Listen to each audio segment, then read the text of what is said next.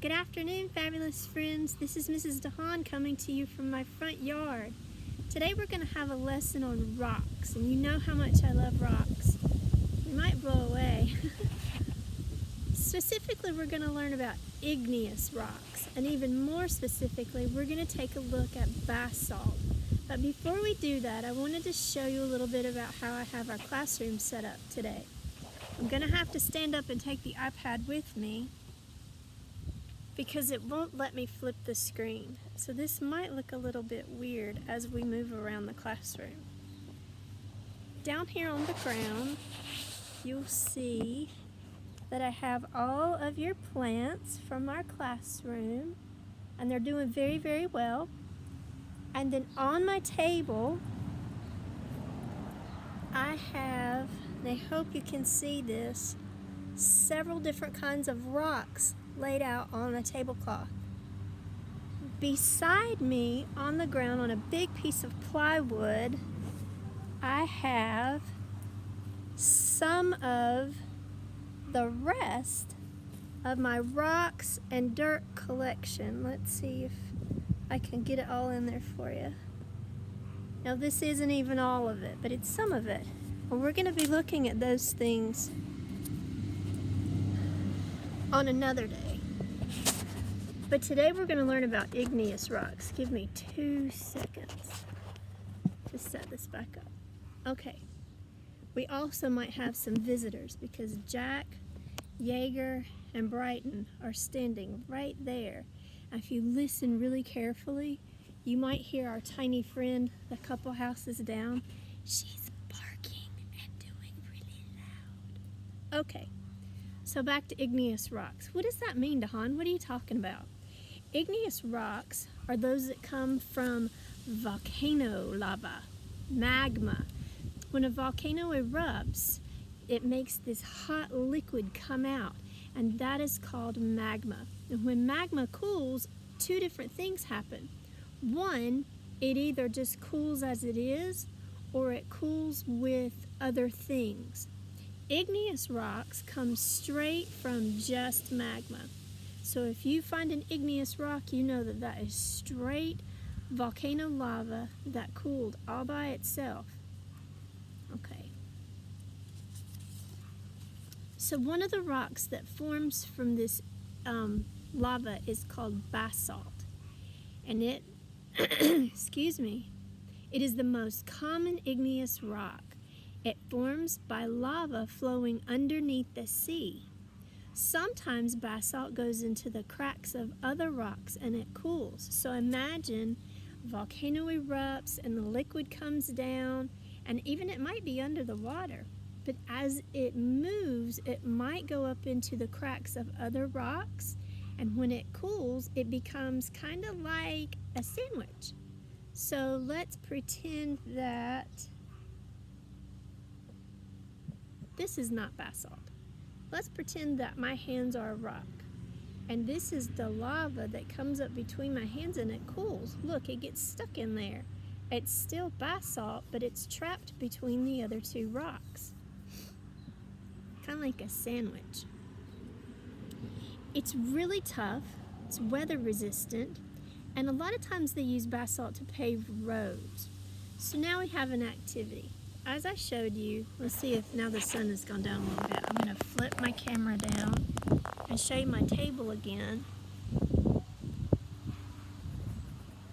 Well, one of those things is not a rock. Can you figure out which one it is? You're right. It's Talon's orange. This, friends, is not a rock, and it shouldn't even be on the table. She left it here. Okay. So I'm going to hold up a couple of different rocks, and we're going to decide whether or not that it's basalt. The first one we're looking for is a rock that is dark gray, or black. We want it to be flat, and we want it to be smooth. So the first one I'm going to hold up is this guy. Is it a dark color? Well, it has some dark in it. Is it flat? Nah, not so much. It's kind of craggy. Is it smooth? Well, if I go like this, It doesn't feel so smooth. In fact, it's kind of scratchy on my hand. Can you see that? So I don't think this guy is basalt at all. I'm going to put him here. Is this basalt? Heavens no. That is Talon's orange. Let's pick this guy. Is that basalt? Is it dark? It has some dark spots in it. Is it flat? No. And it's not round either. I don't think this is what we're looking for. What about this friend? Is it dark? Like a black or a gray? It's certainly not flat. And even though it's smooth in parts, it's very craggy on other parts. So I don't think this is what we're looking for. Okay. How about this one? It's dark. It's a dark kind of blackish gray. It's looking pretty flat. And look, it's very, very smooth. I think we found what we're looking for. This is basalt. But I'm going to show you something else. It's really cool.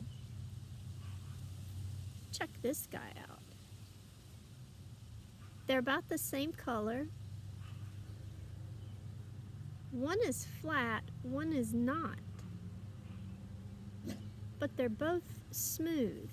You can't feel it. If we were in the classroom, I'd pass it around and have you feel it. This is smooth. This is smooth.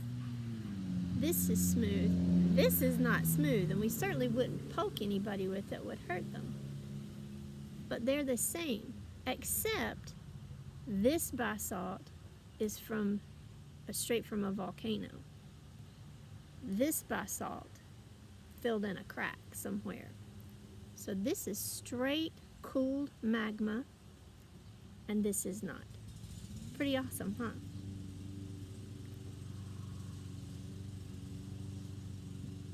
I have one more thing for you, but I have to go get it. It's pretty cool. I don't know if this story is true, but our special guest today was given to me by my great-grandmother. Her name was Elizabeth Gibson, and she lived in Lake Junaluska, North Carolina, right off the lake. She was really fun.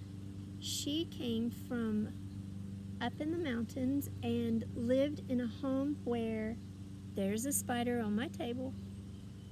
She came from a home and a family where they didn't have really hardly anything. They used sticks to brush their teeth, or so the stories are told. And they got their water from the creek. I'm moving rocks in case you wonder, what is Dahan doing? And there's the spider. Can you see it? Wait, where'd it go? Woo! Okay. I don't want to hold it. Anyway, she was a really fun lady. She used to keep black snakes in her basement on purpose so that she could not have rats in her house. I don't know about you, but I would rather have rat traps than have snakes in my house. But one of the things that she told our family, she was outside one day and she saw a shooting star. And she went into the woods and tried to find it because she saw where it landed. And I don't know if this is real or not, but I have that shooting star. Hang on one second and let me go get it. It's in this big black bag.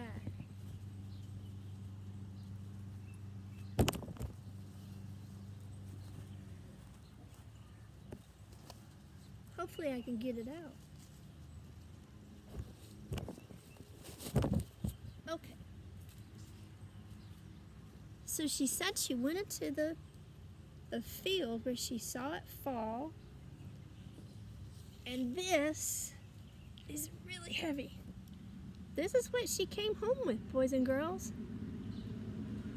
Now, I don't know if it's true or not, but it might be that I'm holding a real shooting star in my hand, or a piece of one. I wish I could tell you how heavy it was. It's got to be at least 20, maybe 30 pounds. Isn't that crazy? This might have come from a star way up in the sky, or a piece of a planet. I don't know. Isn't that fun? So that's our special guest for today. Can you give a big round of applause for Shooting Star? Yay! What about a marshmallow clap? Boing, boing, boing, boing.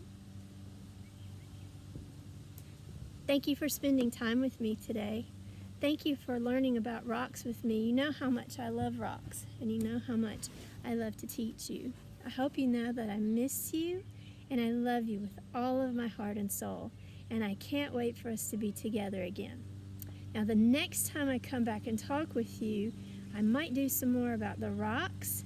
I also want to show you this crazy cool anthill that we have in our backyard. And there's another thing I want to do. I want to fill up our birdhouse and see if we can count how many different birds come to our birdhouse. And that's it.